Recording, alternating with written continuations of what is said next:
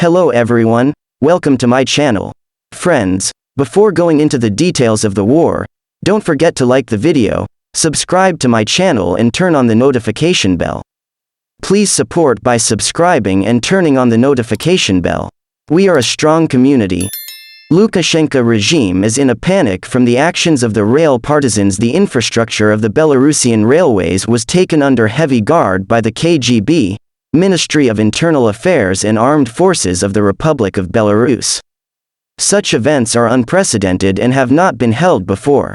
This is reported by Railway Supply magazine with reference to the Telegram channel of the Community of Railway Workers of Belarus. But for the time being, due to these measures, ordinary employees of the Belarusian railways fall under the distribution.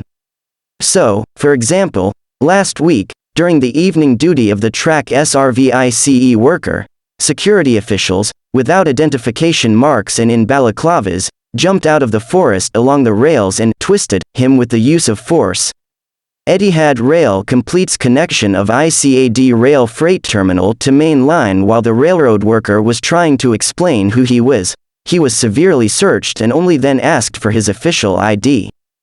Then the security forces called the management of the track service to clarify whether it was a railway worker or a saboteur.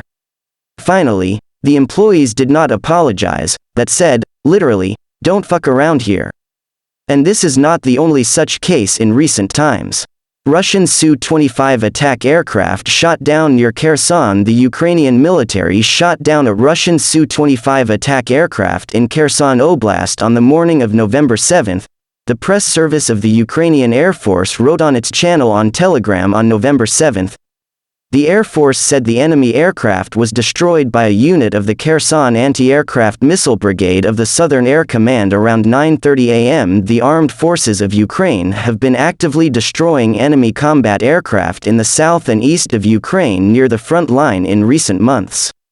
Last week, the Russian military increased the use of its aviation on the right bank of the Dnipro River, but Ukrainian armed forces managed to down 13 enemy aircraft, 4 planes and 9 helicopters. Since the beginning of Russia's full-scale invasion, the Ukrainian military has destroyed 277 planes, 260 helicopters, and 1,472 drones of the enemy. Ukraine's accession to EU could take more than 1 to 2 years.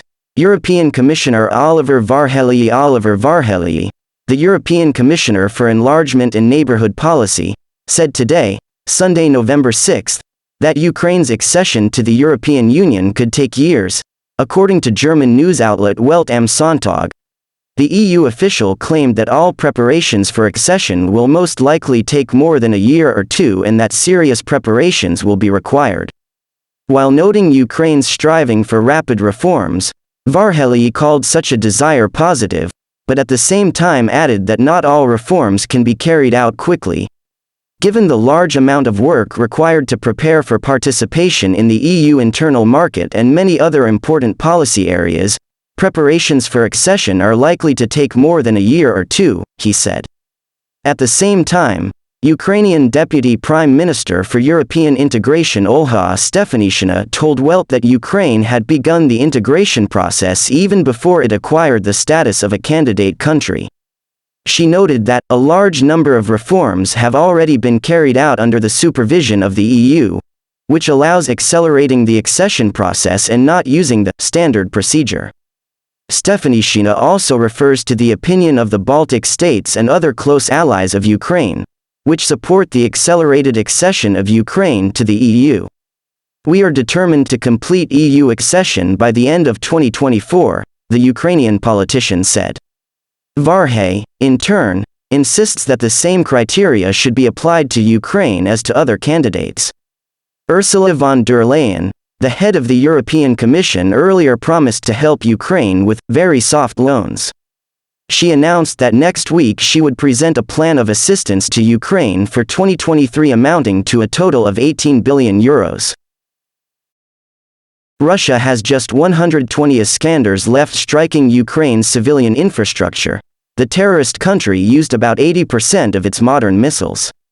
This was said by Vadim Skibitsky, a representative of the Defense Intelligence of Ukraine, in a comment to The Economist.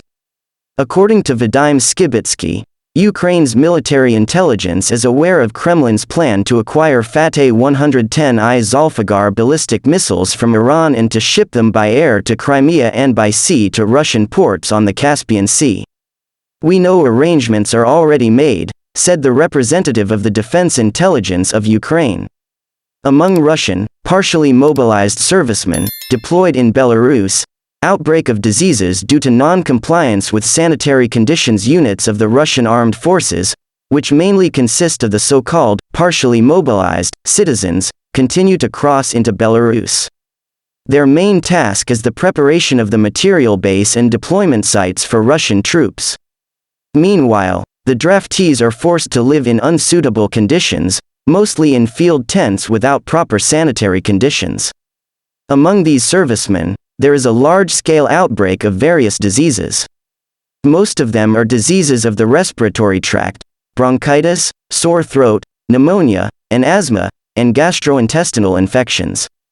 The scale of the diseases is such that Belarusian medics are unable to cope, therefore military and mobilized doctors are being urgently sent in from the Russian Federation to Belarus.